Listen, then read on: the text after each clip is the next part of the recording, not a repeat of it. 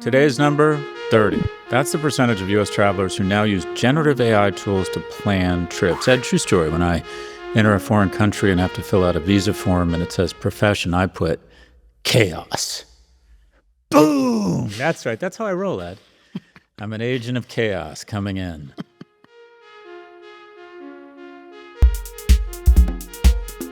I have so many travel stories, Ed. When I was a first-year analyst right out of UCLA at Morgan Stanley, I don't know if you know this, but I'm not like really good with details. And before there was GPS, there was maps. And I lived in LA, and my other analyst, Don Larson, we had to go to Stanford for a recruiting trip. So we're bombing to the airport. I take a right turn on La Cienega instead of a left turn. And finally, Don catches up with me and says, "You're going the wrong way." Turn around, get to the airport, and we see the plane pull away. And then there's one every 30 or 60 minutes. San Francisco, we're at Stanford lecturing, talking about how great Morgan Stanley fixed income was, which was a total lie. So we went up there and started lying to people. It's the job. And then a woman comes in and says, "Is Donald Larson here?" And they said, "Yeah." And Don went out and he came back in and he was all upset. His father had a heart attack. And because the plane we missed went down. And it was, you're too young to remember this, but it changed aviation history because a disgruntled employee got on the plane with a gun, and employees up until that point didn't have to go through metal detectors, pilots and crew. And he shot the pilot, and the plane crashed, and everyone on board died. Oh, my God. And because I turned to right, we missed the plane instead of a left. Oh, my God. I thought to myself, does anyone I know that I'm even up here? And it was no, so I didn't make any calls. And of course, my friend, this Dennis, my roommate from the fraternity, was expecting me and called my mom. And my mom called my assistant, and my assistant looked it up and said, "Yeah, he was on that flight." And so I called my mom, and my mom had friends over because they thought I had gone down on this plane, and she thought she was hallucinating. Not a Hallmark story here. Not a Hallmark story here. But anyways, Ed, people think I'm inconsiderate because I'm late all the time and I get lost a lot. I don't mind missing stuff and being a little bit late. It's worked out for me. It's worked out for me. You're focused on the important stuff. That's what matters. But yeah, that is crazy. I'm just imagining you driving a car right now, which I can't picture. And I wonder, are you a good driver? Because I know you don't drive anymore, really. I'm a great driver because I grew up in LA. And I started driving literally at the age of 15 and a half. I got my learner's permit. And then back at California, dreaming culture in California was, I'm not exaggerating, I got my driver's license on my 16th birthday. And it just freaks me out that my son right now is technically, 9 months away from driving, which makes no sense. But yeah, when you're in LA, you just drive everywhere all the time. So it wasn't that I was especially deft at driving, but you just get very well practiced. When's the last time you drove? That's really interesting. It's probably been a couple of years. I don't drive, but I can drive stick. I can drive a big rig. Wow. I love cars. When you grow up in California, you love cars. I just don't. I hate shoelaces, passwords, keys, and cars because they all demand things from me.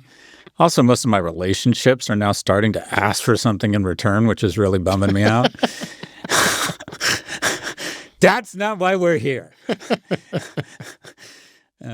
The key term is service, specifically acts of service from you to me, and I pay for everything. That's the deal. Talk to me about cars, Ed. Do you own a car? I don't own a car. My girlfriend does, though. And so I drive around with her car, and it really is sort of a game changer. What kind of car does she have? Subaru Outback. So she's a lesbian. Yeah, exactly. Sorry, Ed. So should we tell him? I had the same reaction in my head. And let me get it. She doesn't want to have kids, but you're going to get a German Shepherd puppy. Do you want my car history? Yes. My first car was the best gift I have ever received, hands down. Best material item that has meant more to me than anything. And I have a lot of nice material items. When I was 15, when you lived in California, if you didn't have a car, you had no social life. There was no Subway. There was no Uber. We had the RTD, which was just awful. And so if you wanted to have any social life, you had to have a car. And my friend Adam got a Fiat Spider, and then he bought an Austin Healey Mark 7. He was like fucking James Bond. He was this good-looking guy in a leather coat. I didn't have the money for a car, and my mom borrowed money to buy an Acura, and she gave me her lime green Opel Manton. I remember the day she came home. We used to practice driving it. She'd come home and go into the underground garage in our apartment complex and honk the horn, and I'd run down, and she'd teach me how to drive stick. And on my 16th birthday, she came home in this new, like, bad Acura, and she came up to me and put her hands on my shoulders and said, "You're a handsome man who owns his own car now." And she gave me the keys to her Opel Manna. That's nice. Oh, I'm going to cry. Isn't that nice? Yeah. Anyways, I had that. Then I had a Renault car. Then I had a Rabbit. Speaking of closeted heterosexuals, convertible Rabbit. My girlfriend in college dated a guy with a convertible Rabbit. And I'm like, okay, should we tell her? Anyways, and then out of business school, hit it pretty early, got the Lexus GS 300, which was the bad Lexus that never had a market, but it was a Lexus, and I was super excited. Then I had 3 BMW 7 Series in a row, including Jason Stavers, who used to work with us here at Prof G, used to house sit for me. And he calls and says, I forget we're on vacation. We used to go to Hawaii because we lived on the West Coast. Says, well, I got in a terrible auto accident. I ran the car into the side of, like, I think it was Grace or St. Anne's Church. Like, he swerved out of the way, piled into the... I did not know. Jason totaled your BMW. Yeah, Jason Stavers totaled my first 7 Series. He doesn't bring that up much anymore. You know, we do employee reviews. You're about to get yours tomorrow. By the way, we're asking you for money back. You're not getting a bonus. But I remember I couldn't wait to do his review because I had it as the first bullet point in his review. Totaled boss's car. Anyway, so he goes, I had this terrible accident, your car's stopped. I'm like, just stop right there. I'm like, the important question is the following. How was the car? Ed, are we done with banter? Let's call it there. We've got a big interview to get into here. All right, let's get into our conversation with Tom Lee, co-founder, managing partner, and head of research at Fundstrat Global Advisors. Tom, thank you for joining us. Great to see you, and Merry Christmas. All right, let's bust right into it. You've been vocal that investors are still underestimating how strong 2026 can be. Why are you so bullish on 26? I think the economy and stocks have been suppressed for the past few years. Part of it is, of course, that we've seen 6 what I call extinction events take place in markets, everything from COVID to the bullwhip supply chain effect as the economy restarted, to the fastest inflation cycle in history, and then followed by the fastest Fed hikes in history. And then we've, of course, had a very controversial administration which put tariffs in place in April of this year that caused a miniature bear market. And then we've even had the U.S. bombing Iran's nuclear facilities. I think all of these collectively have made investors very nervous about what I call investing in full risk, because these are what 6 black swans that happened in 4 years. And I think on top of that, we've had a Fed has not really given a green light about monetary easing, and I think the Fed's reluctance has actually suppressed business, quote, animal spirits, because the ISM has been below 50 for more than 3 years now. So I think that's all been a business cycle that has been pretty good, but not one that has been really expansionary, and I think that starts to happen next year. It feels as if the market has become so concentrated or dependent or circling around a small number of stocks that to be bullish on 26 sort of mandates that tell me if you think this is true, indicates that you're bullish on the Magnificent 10 and AI stocks. Is that necessarily true? And are you bullish on the Magnificent 10?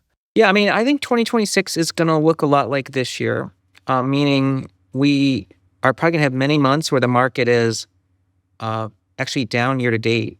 You know, I mean, this year we were down double digits at one point before the market recovered. I think that plays out next year.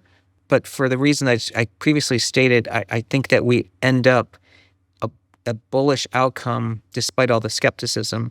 And it does require large cap tech and AI stocks to still produce earnings growth and not have a lot of PE reduction so that you still get positive return. But I think the rest of the stock market, so the other 490 or so, can actually perform well, because if the Fed is cutting and interest rates are coming down and the business cycle is sort of really starting, that's good for other stocks. As you say, we've seen a lot of these black swan events, things that you would think would freak the markets out and make people worried. And yet I look at what has happened in the markets, and my view of it is it's not necessarily that it's suppressing sentiment. To me, it almost looks like the market is deciding to shrug everything off. So when you describe how, perhaps these black swan events have made investors perhaps have lower risk appetite, to me, I'm almost kind of taking the other side of that. In my head, I'm like, it seems as if these things happen, these things that are concerning. One example would be what we're seeing with these AI circular deals. And it seems to me that the market is kind of swatting it away, shrugging it off, and the market continues to climb. And that's what we've seen this year, and we saw it the previous year, and then we saw it the year before that. We continue to have this bull market, despite what many would say are really concerning events. So how would you think about that? How would you respond to my concerns there? You're almost kind of mirroring what we're observing, but just with a different take. I mean, our take is markets climb a wall of worry. Historically, when there's a lot of skepticism, stocks can rise. In fact, markets actually peak on good news. They don't peak when people are bearish. Markets peak when everyone's bullish and it no longer responds to good news, just like markets bottom on bad news. And I think many people are skeptical, but stocks have risen. It doesn't really mean markets are shrugging off the concerns. That's one way to interpret it. My other interpretation is, there is a wall of skepticism. And I mean, maybe that's just it is like, maybe we're just talking about the same sides, just of the same thing. And, but like if someone asked me, is it worrisome? I was a technology analyst in the 90s. So I covered wireless stocks starting in 93. And I witnessed the bubble that was created, a decade in the making, really 2 decades in the making. And by 99, not only was there no skepticism, there was excessive entitlement. Investors were expecting stocks to do explosively, and a 20% upside wasn't satisfactory, and valuations were already elevated and expanding. So I'd say that if I was trying to compare this to the bubble of the 90s, and wireless was a central cast character in that internet infrastructure build, where I don't really see the echoes of that today. I think it's so interesting what you say there about, we're looking at the same things and we're drawing slightly different conclusions about what that means for markets. And we had a similar conversation with actually, you were the chief equity strategist at JP Morgan. We spoke with their head of investment strategy, Michael Cembalest, and we were talking about a lot of these issues. And where he ultimately landed was he was quite bearish or bearish-ish. And I just want to play you what he said and get your reaction, see what you think. It would be kind of shocking if you didn't have some kind of profit-taking correction in 2026 at some point on the order of 10 to 15%. It would be, I'd be really surprised not to see that. So that's his base case, is some sort of correction, 10 to 15%. Looking at your 2026 outlook, you've got S&P price target of 7,700. We're at 6,850. So that would imply, a little over 10% rise next year. So 2 very different views. Where do you land compared to his view? What do you think he might be overlooking, and where do you differ, do you think? Our outlook actually does call for a drawdown next year. So very similar to this year, of probably closer to 20%. So I think we are going to have another miniature bear market next year, but then we're going to recover. I mean, let's take 2025. Let's say that at the end of 2024, and actually we did talk about, the idea of a drawdown in 2025, but let's say that someone plays the clip. So let's say it's Michael Cembalest, but let's just pretend he's saying at the end of 2024, and he says the market will be down 10 to 15%. That doesn't rule out where we are by the end of 2025, because in fact, we did have a drawdown. And I think I'm not, again, saying, I actually think Michael and I are pretty aligned in the sense that I think there is going to be a drawdown next year. He says he wouldn't be surprised. But to me, it doesn't mean that's the end of the actual bull market. And in fact, I think stocks fully recover. So the wall of worry here that we're talking about, and that you outline in your outlook, you got several elements in there. You've got, and these are the things that you describe as people are worried about, investors are worried about. So politically divided nation, social unrest, Supreme Court overturns tariffs, new Fed chair. And then you have two ones here that I really agree with. I feel like I'd love to have you dive in on. AI valuations, which I think a lot of people are concerned about. And then also 20% equity returns in the past 3 years, i.e. each year for the past 3 years, the stock market has risen by an average of 20%, which may imply maybe we're running out of steam at some point. Could you just unpack what your concerns are in that wall of worry? And do you think those would be the trigger of such a correction? Let's start with the one that you just mentioned. The stock market, we're up 16%. So I think if we rally 3 percentage points, we'll be 3 years of 20% gains back to back. And it's actually more common than we realize. In fact, when we look at the last 65 years, it's happened in 20 different, I think it's happened 20 times in different countries, and multiple times in the US. 12 times. It means a lot of good news is priced in. I mean, of course, stocks being up 20% a year, 3 years in a row, it's definitely pricing in a lot of good news. So to me, I do think that we have to consolidate those gains. And that's why I think a drawdown next year makes perfect sense to me. But because there isn't a lot of leverage in the economy, household sector has not really borrowed money. It's been expensive to borrow money. And even margin debt, it's risen, but it hasn't risen parabolically. So it's actually essentially tracked S&P gains. So it's not like people are borrowing faster than the market's been going up, especially if you look at a 5-year CAGR. So I would be in the camp that as long as the economy's holding up, that drawdown is going to be viewed as a buying opportunity. Now on AI valuations, it makes perfect sense for someone to say a lot of the valuations for AI are probably absurd, because this is the nature of a exponential sector, right? If we look at an industry that could grow parabolically for 10 years, all of the future value is in the latter half of those years, right? So and then we're trying to discount that back to today. And so stocks are going to look absurdly expensive.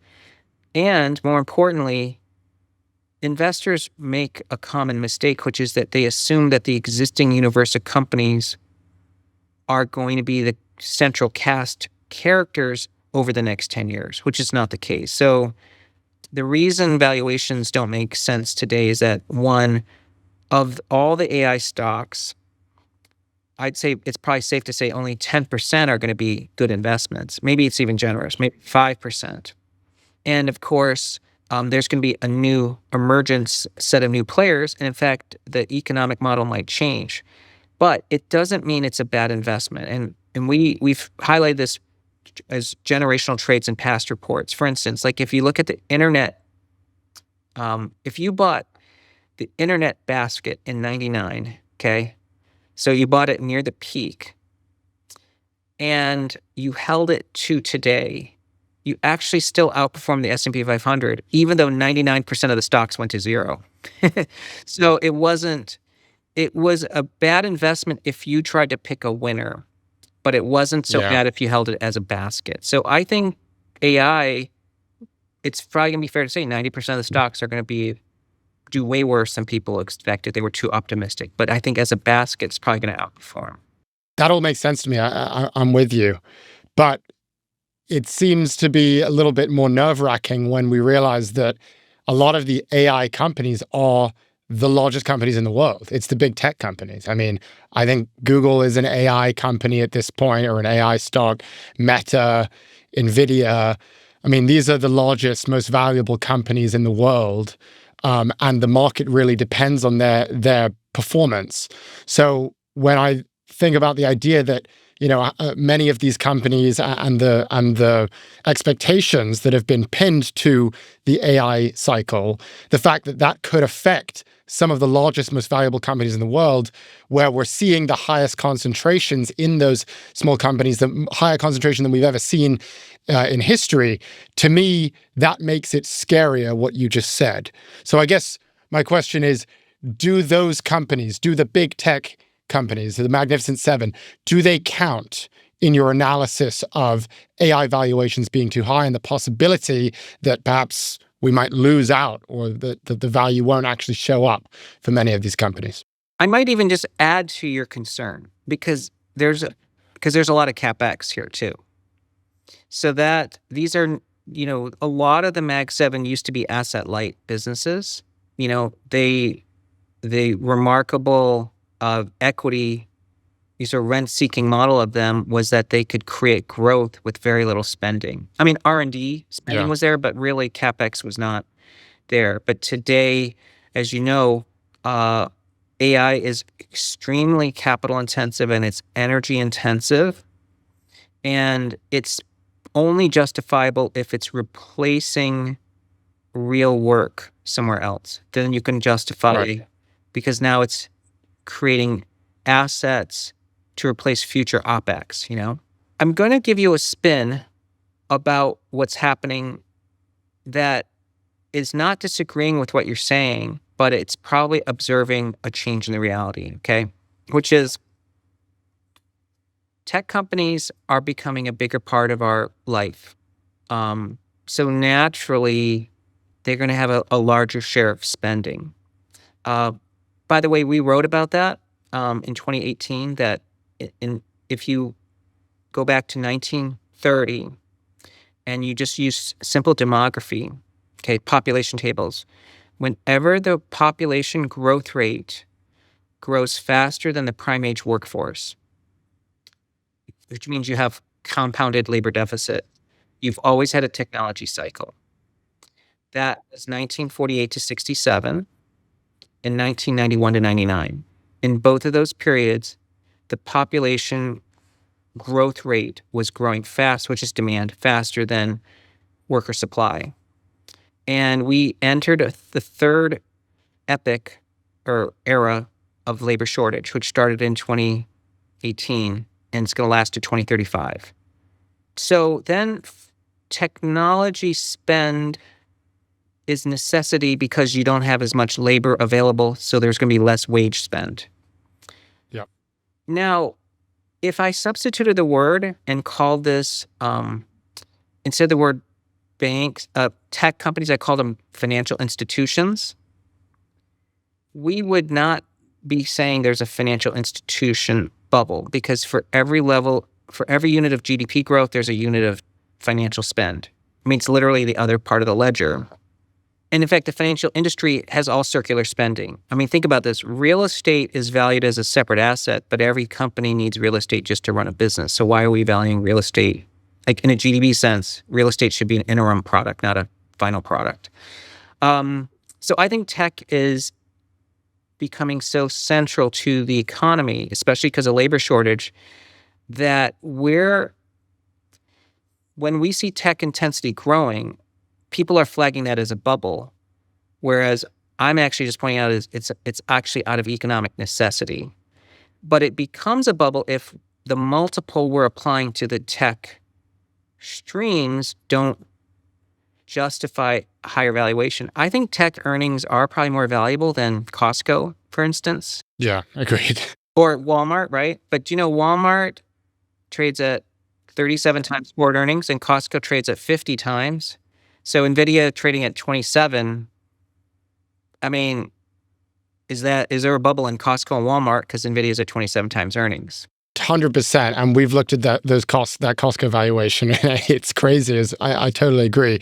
But then I go back to something that Aswath Damodaran said when he joined us on the podcast. And he said he can't see value anywhere. He thinks everything is overvalued when he looks at the stock market. So that's the other side. And I as Scott and I have discussed, we're not necessarily in agreement with him on all of that. But that I think becomes a concern. And then to the circular deal making and the capex point, I think the concern, unlike the financial institutions, is like we haven't seen the AI product proven itself yet in terms of its ability to provide the value that we're pricing in, I guess is the problem. We haven't seen that these data centers are even going to be necessary to keep the workforce and the labor market going, as you say, to keep our economy growing at a fast clip. Therefore, it seems that we're making giant predictions with not that much evidence, which, we could call it a bubble, or we can just call it what I said, which is we don't really know what's happening, and yet we're spending tons of money. And so if there becomes a moment where suddenly everyone says, wasn't what we thought it was, then that could be quite damaging to portfolios. Yeah, 100% agree. Because, by the way, anything that is relying on future growth, none of us is an expert on the future. I mean, that's right. Like that, there's many roads to the future. One thing I just want to point out, Benjamin Graham's book, The Intelligent Investor, which I did read. I don't know if you remembered his rule of thumb about what a proper PE is. No, please. It's 12 times plus 2 times the growth rate. That is in his book. I'm just saying, when someone says they're a value investor and they're saying stocks are expensive, I know they didn't read his book because I read the book. I love that. But, as you know, that's because he didn't believe things could grow 10% a year. That's the reality. Like 10% is a lot of growth back then. Yeah, that was a pre-digital economy. The second point I would make is when I did wireless in the 90s, okay, now I was in my 20s. I was a senior analyst at the age of 23. So I was really lucky to be very young and actually a senior equity analyst. But when I was covering wireless, the industry only had 34 million cell phones in 1993. And the industry telecom services was dominated by long distance and local telephony, these things called the Bell operating companies. And they made all their money from 2 businesses. The Bells made the biggest profit maker for the telephone companies was the directory business. And number 2 was local business telephony. They made more money selling local exchange service to Chase than they did from any other business. So when wireless was happening in the 90s, as me in my 20s, my imagination was ignited. And, I talked about how, you could do so many more things with cell phones. And we joked about how it would have changed the path of like the Revolutionary War, right? If Paul Revere had a cell phone. But most of the money managers were in their 40s and 50s, and all the experts were in the 40s and 50s. And they mostly thought cell phones was an expensive yuppie toy. They said the economics didn't make sense. You could never fit that much traffic on cellular waves. And all the money was in long distance and local. So the telephone companies and the long distance providers, including MCI, would do everything to protect their existing businesses and use regulatory strengths to make sure cellular never really grew. Now, look back. That was, of course, the wrong bet. And remember, cellular companies had to spend $50 per pop to build out a cellular system. So if you took any city of 10 million people, you had to spend $50 per person just to build a basic system. It was enormously expensive, and cell phone penetration was 6%. You had to make a bet that you would have a lot of penetration. I think that I'm seeing people make the same arguments against AI, And I think one of the things we have to say is, which lens are you using? If you're using it through the lens of a 40-year-old, really wealthy person, no new technology looks interesting to you because you're more interested in protecting your wealth and incumbency. But young people are the ones who change the world. Look at Chase Institute. Credit card spending growth only comes from people under age 50. And what are young people doing with AI? I mean, my daughter is, one of my daughters is in college, my youngest. They have adapted to OpenAI and ChatGPT in a way that I can't even fathom. And so those people represent the future vintage of AI adoption. Just like cellular adoption in the 90s, it was 70% of 20-year-olds had a cell phone, and it was like 5% of 60-year-olds. So, of course, all my clients who are in their 50s and 60s said, who needs a cell phone? They didn't realize that those 20-year-olds become 60, and that 70 became 90, and soon everybody had a cell phone. So I think we have to be we have to think about how the 14-year-olds using these models compared to us, because we've already lived our lives and we've established our regimes so it doesn't mean that AI stocks are correctly valued. I'm just saying we have to really understand that the future change is coming from young people. We'll be right back after the break. And if you're enjoying the show, send it to a friend and please follow us if you haven't already.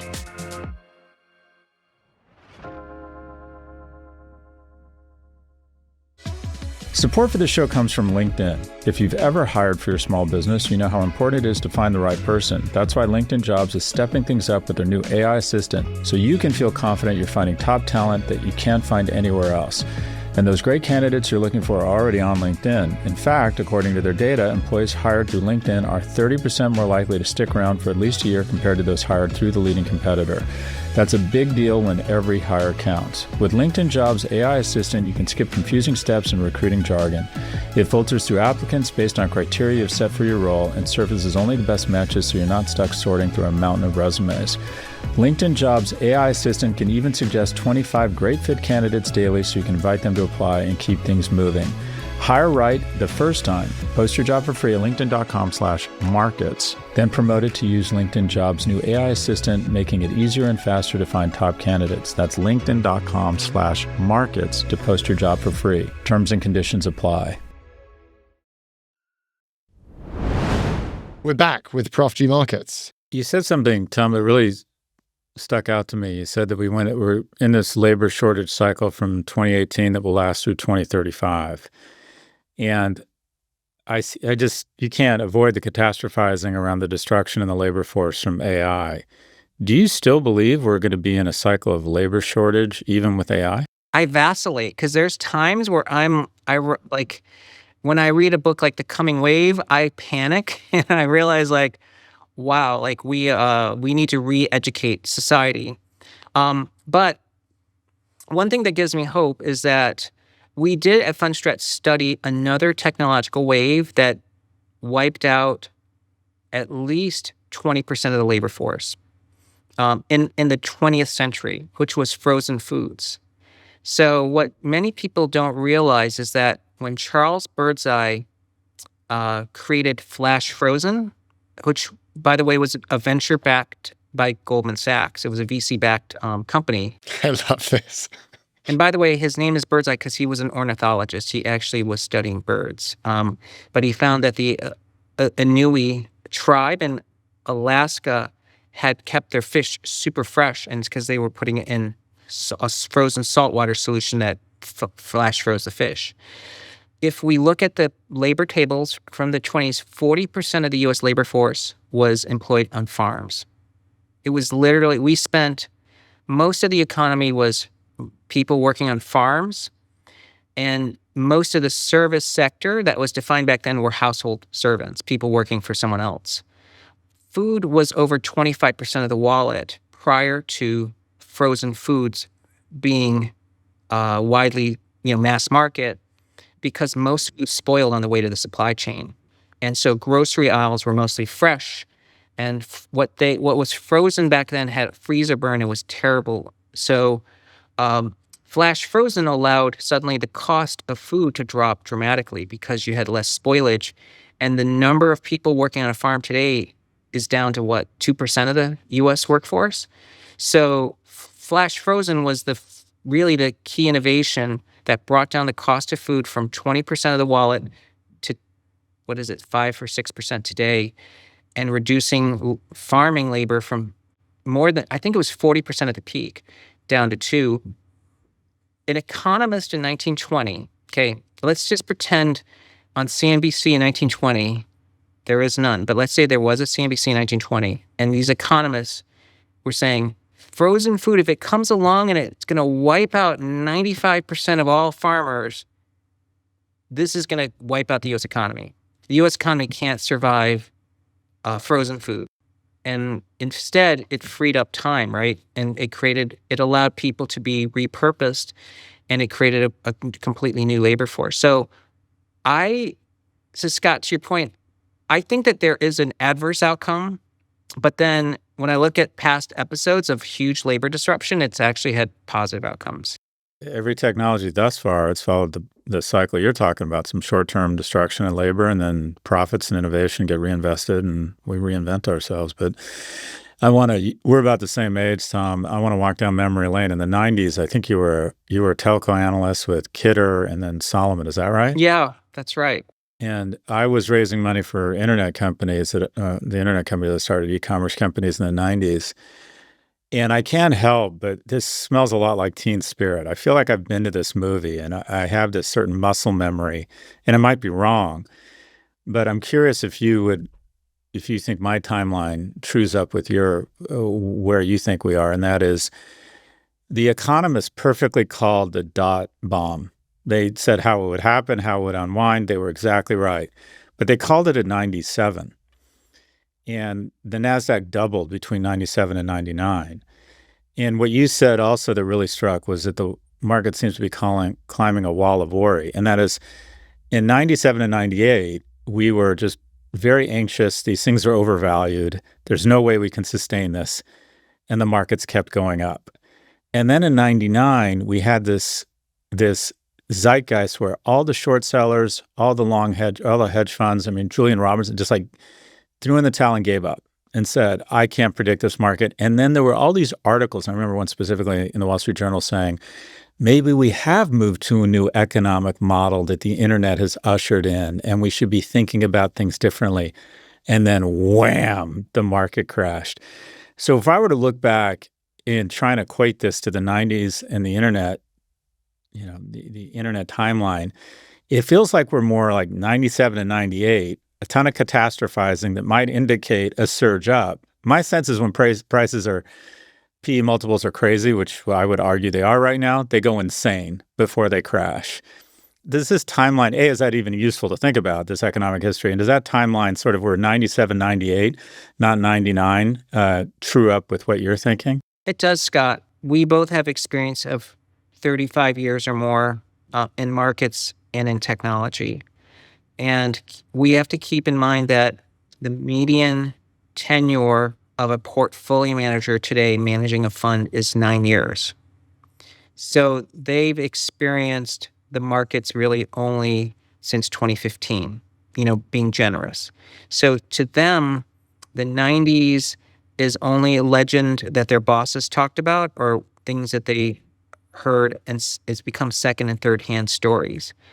Now, when I was a wireless analyst, there was so much meat to the stories in the 90s, and then in the 97 period, real things happening, TDMA, adoption, the quality of the customers were good. There was real spending taking place. It wasn't startups paying for everything, But by the late 90s, the customer quality had already essentially, you exhausted the post-pay world. You had to suddenly go into a prepaid model. And, technology, what we called it bleeding edge. There was innovation coming, but there wasn't apps and services to support it, picture messaging and these were still years away. So I'd say that there is going to be a moment where, like, we've all gotten so accustomed to stocks going up that we insist that that's the new regime. Like, that's what you're talking about in like 2000, right? That's when everyone capitulated. But that's not what I encounter today. When we talk to our institutional investor clients, this is a market that's frustrating to them because they don't really want to be buying and buying expensive stocks. There's a lot of discipline in place today. And I think that discipline is the reason markets are climbing a wall of worry, because I think there's, as you know, a lot of cash on the sidelines. Sentiment is still really bearish, and a lot of people are claiming that we're at a top. But again, I just, in my experience, people are not bearish at the tops. They're bullish at the tops, and I don't really find that many bullish people. When people talk about the types of jobs that AI will, quite frankly, destroy, I think they're describing the analysts at Fundstrat. So tell me what is actually happening on the ground at Fundstrat. How are you using AI, and what, if any, impact is it having, or do you think is going to have, on your human capital? Wall Street itself has actually been a victim of technology because, first, many investment firms have been using essentially versions of AI systems for a long time, right? They've been investing in quant systems and models. And the sell-side firms have invested in technology to replace labor constantly. I don't think there's been a year in my career on Wall Street that money wasn't being spent to actually reduce the labor intensity of the job. I mean, I remembered when I was at JP Morgan, in the 90s and the early 2000s, trading occupied a huge percentage of the cash equities business real estate. It was a couple floors. And then one day went to electronic systems, and like the number of traders went to like, a tenth of a floor. So I think that's the nature of Wall Street, that every job is eventually automated away. And so value capture is shifting around. In the 90s, when I started, equity research was a back office job. It wasn't like, because I went to Wharton undergrad and I graduated, I wanted to get into research. Firms weren't really actively hiring for research. Research was an apprenticeship industry. You had to find a job and find an analyst that would hire you and take you in. Of course, research has become a much more important business today as other parts of Wall Street became commoditized. But when I graduated in the 90s, traders were the highest paid people. The sales trader, they were like the masters of the universe. And of course, now it's just computer code. So I think you're exactly right. In the future, a mediocre research person is not going to be any better than a mediocre OpenAI or LLM, right? So Wall Street needs to constantly evolve. I know that at our company, we are using AI at so many levels. It's not just research, and we are using it to ingest data, but it's really how we manage our data now, and even how we manage our customer service experience. Because Fundstrat has 11,000 RIA and family offices, plus around 400 hedge fund clients. So but the way we manage them and identify their needs, we are using AI. So I would say I have not found any of the AI models that have been shown to us and that we trial, because everybody wants Fundstrat to adopt one of their models, has not been good at stock picking.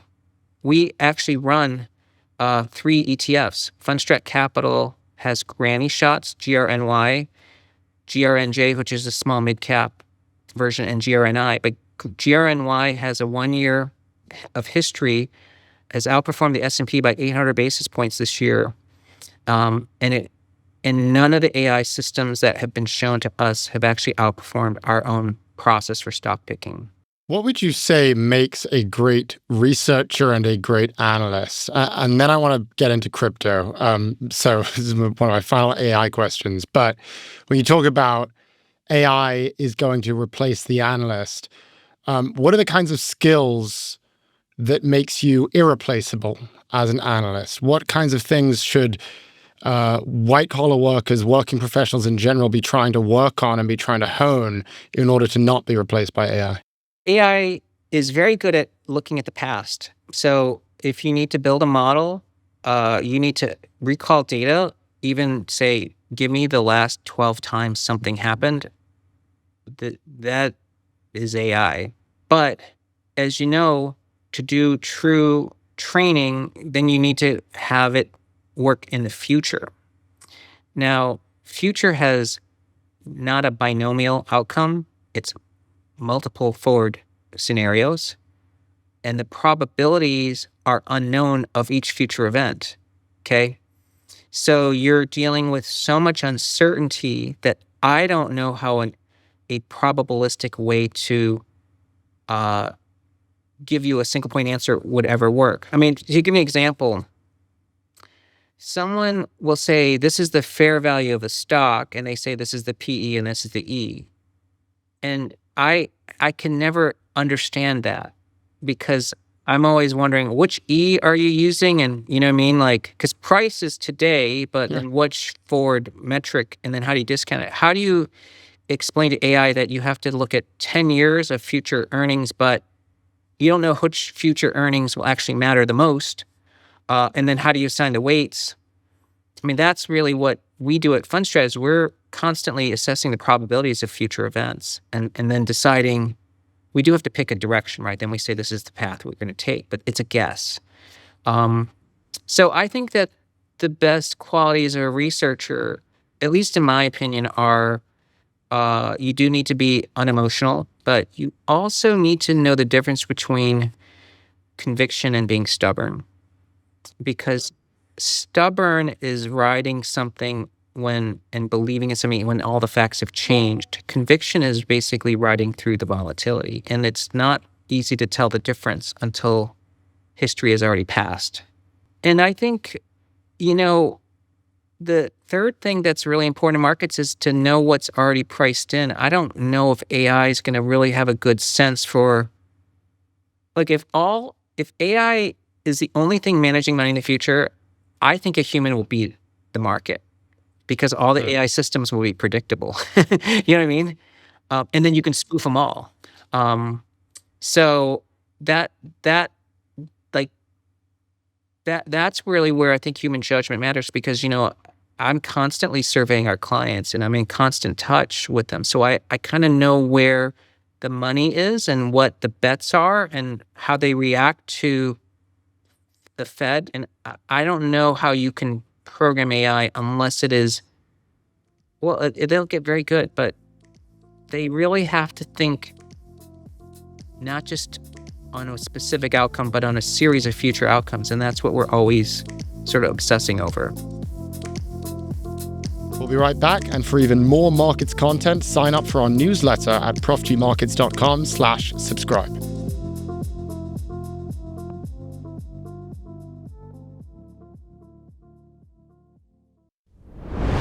We're back with Prof G Markets. Speaking of future outcomes, last month, I want to talk about crypto. Last month, you said you think Bitcoin could go as high as $200,000 in January. We're currently at 94,000. It's been a rough couple of months for Bitcoin and for crypto. Where do you stand on Bitcoin right now? Do you still believe that we could hit 200K in January? What do you make of what's happening in the crypto markets? Well, crypto's had a rough year. It was actually having a great year until October 10th, because on October 10th, Bitcoin was up 36% for the year. And now it's currently, I think it's like flat for the year. So it lost a lot of its gains. I'm still very optimistic, because crypto still has its best years ahead. But crypto should have had a good year this year, and it was on track to, until there was a liquidity crisis on October 10th.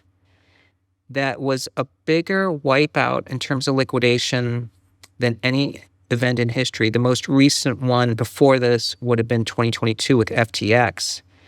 And that wipeout pales in comparison to what happened on October 10th. But in 2022, it took 8 weeks before crypto, the smoke cleared, the leverage wipeout was enough in the mirror that crypto prices began to recover. This week is the 8th week since that crisis. And I think crypto prices are beginning to actually recover.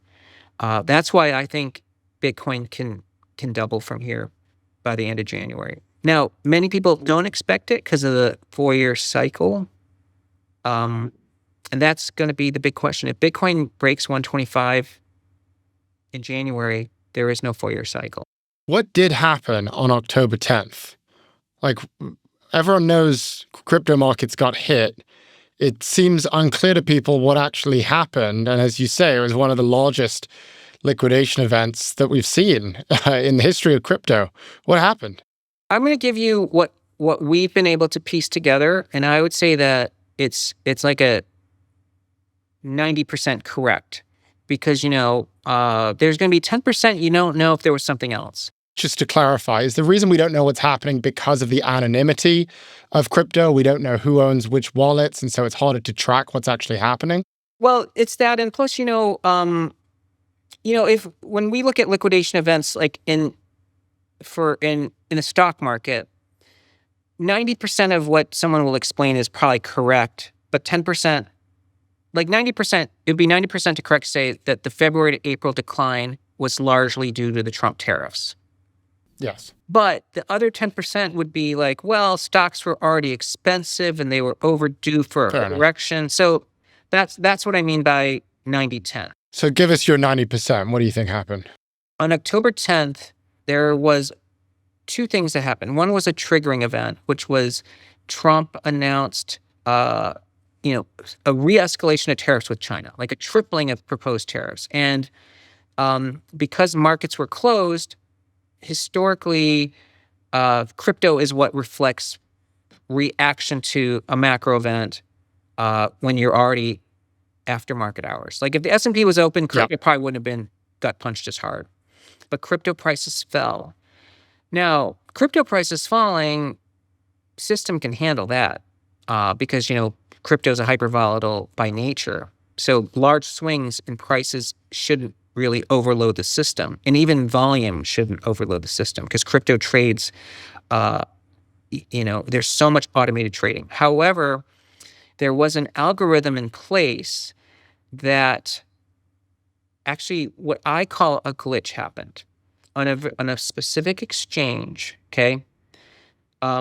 Many people use leverage in crypto. I mean, it attracts leverage trading, but people put up collateral so they can do leverage trading. One of the collaterals is stable coins, okay? And stable coins are a pretty safe collateral because, hey, if it's Tether, it trades at $1, it's pretty safe collateral. And so you can borrow a lot against safe collateral. And if it was USDC, Circle, that's also a really stable coin because it's backed by $1. However, there was a popular stablecoin called USDA. It was an algorithmic stablecoin, okay? Okay. And on one particular exchange, because of the shock of Friday, internal prices, like people bid ask of that stablecoin, actually got out of whack. Suddenly, the price went to 65 cents, even though it's supposed to be essentially worth $1. So, but within one exchange, that the quoted price dropped to 65 cents. Well, that meant that all the collateral for every account that used that particular stablecoin to borrow money was now in deficit. Okay, even if it was just $1 that traded at that price, it was already putting every single piece of collateral at risk, into deficit. So then something called ADL was triggered, automatic deleveraging.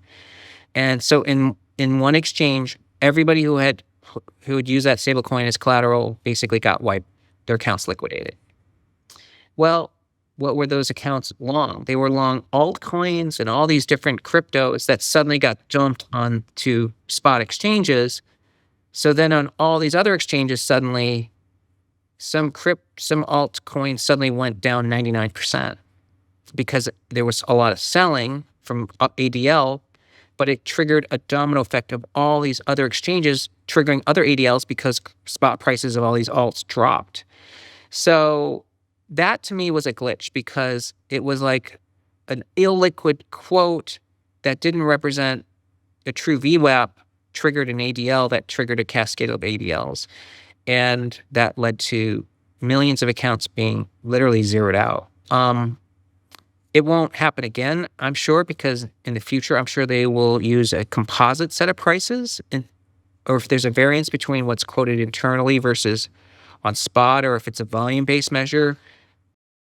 So that's why I don't think it would happen again, but that's what happened on October 10th. Okay, well, we finally got our answer. I've asked this question to many people, and I never get a proper answer.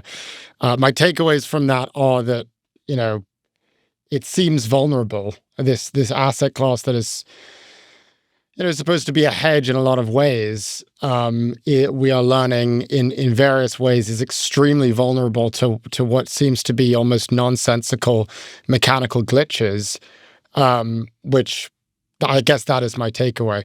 In 2020, the price of oil went negative, right?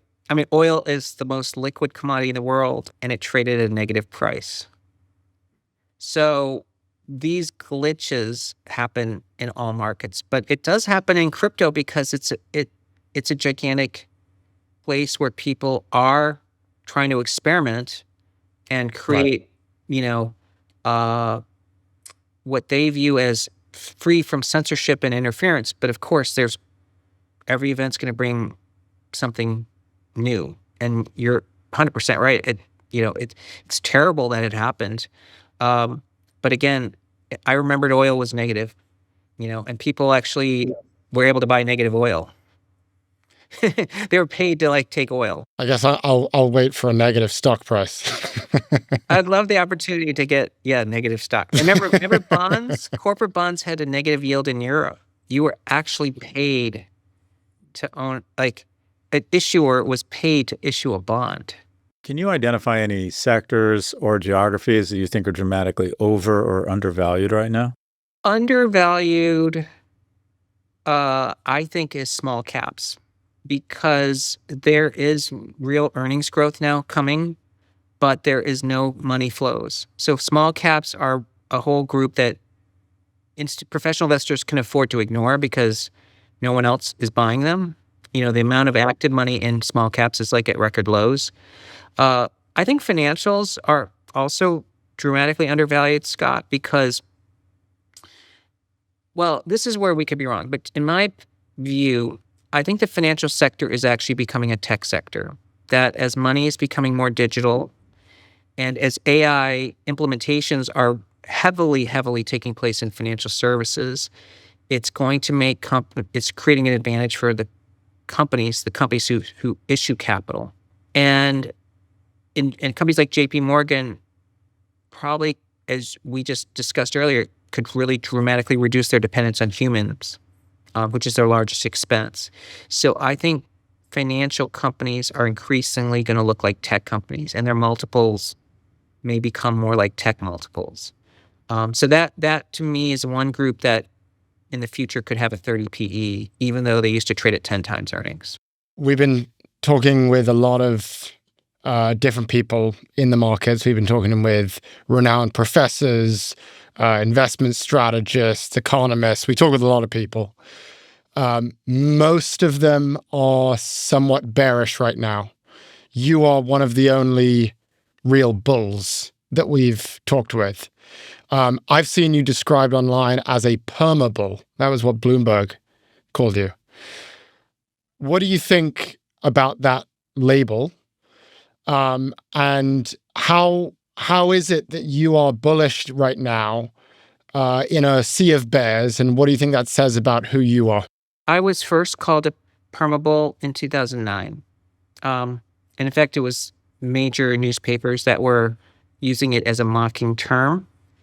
Here's what's interesting. 16 years later, what was the right call to be?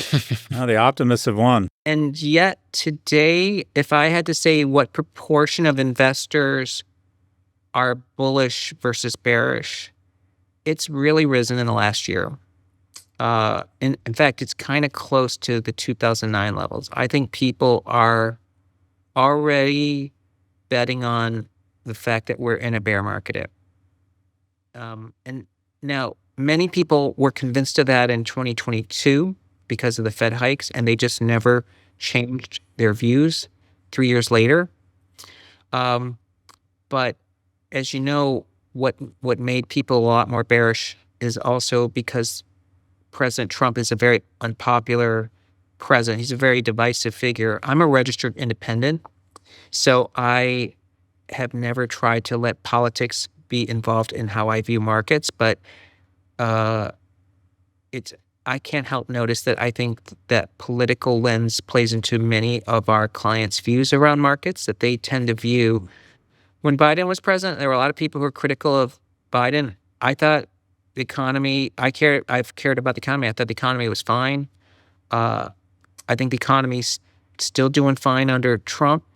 So that's kept me, I use that as one level of coding that I think has kept people bearish. But, I think America is, as long as it's a place of innovation, and we are because we're at the center of AI, I think it's pretty bullish. But you guys have raised the key point. I mean, there's a chance that this AI is a disaster for labor markets. And if it is, the U.S. will be the least scathed, but everyone's going to go down. Tom Lee is the co-founder, managing partner, and head of research at Fundstrat Global Advisors, a leading independent research firm. He has more than 25 years of experience in equity research and has been top-ranked by Institutional Investor every year since 1998. Prior to co-founding Fundstrat, he served as JP Morgan's chief equity strategist from 2007 to 2014. Tom, I wish we could do this for 3 hours. Maybe next time we will. Really appreciate your time. Thank you. Thanks, Tom. Good to see you. Yeah, next time.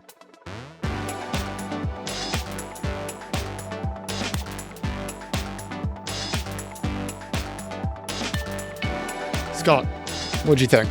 Yeah, I have a lot of respect for Tom, not just because I think he's a great analyst and does the work, but I just appreciate how measured he is. He basically says, yeah, that's a good point. You could be right. When these guys go on CNBC and sort of talk their own book and say, no, the market's going up 20% next year and this is why, he's very measured around this is what I think, but I don't know.